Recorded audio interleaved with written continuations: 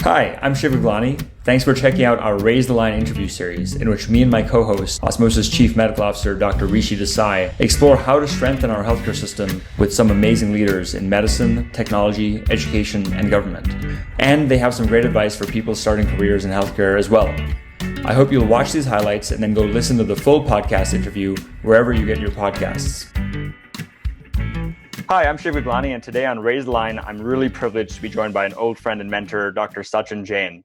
Sachin is currently the president and CEO of Scan Group and Health Plan. And before that, he used to run CareMore Health and also had executive leadership roles at places like Merck. He's published well over 100 peer-reviewed articles in journals such as the New England Journal of Medicine, JAMA, and Health Affairs, and was editor of the book, The Soul of a Doctor.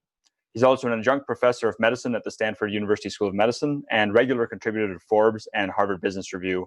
And if you ask anybody who's ever been in healthcare or at HBS or Harvard undergrad or med school, everyone considers Sachin a friend and a mentor. Do you mind telling us a bit about the common themes in all the different roles you've had over the last decade? The thing that's been most exciting to me is solving problems. And I think I've been attracted to each role that I've had because there was a big problem to solve.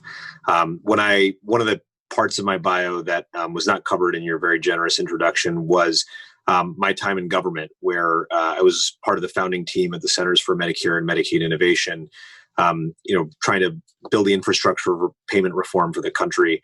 I would say, I've been interested in that theme longitudinally, and in addition to, I think, a strong interest in figuring out how we might be able to drive the more rational adoption of health information technology in clinical practice.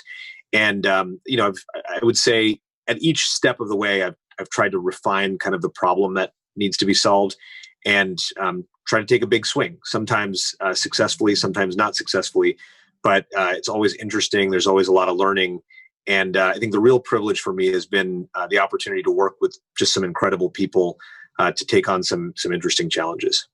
I'm curious, our audience, again, is primarily early stage or current students in the healthcare fields. What advice would you give them about meeting the COVID moment and pandemic and then moving forward? Yeah, I would say keep your cup full.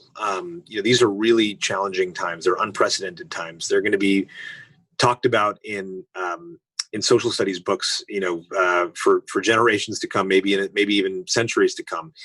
And so, be kind to yourself. I would say, have a high degree of forgiveness for yourself. If you're feeling bad, if you're feeling isolated, if you're feeling lonely, the worst thing you can do is to exacerbate it by making yourself feel worse about it. Have some compassion for yourself. I think that's something that's very, very important. Pandemic or not, self-compassion, I think, ends up being something that many of us don't develop. It's not how we were raised. In some cases, it's not how we were taught to be. But again, as I kind of progress in my own career and my own life, I think this notion of self-compassion is one that I think is very powerful. So just be good to yourself, as my mother always says to me. Thanks for watching this preview of Raise the Line. To hear the full interview, check out all of our podcasts and subscribe to the series. Please go to osmosis.org/Raise the Line podcast or listen wherever you get your podcasts.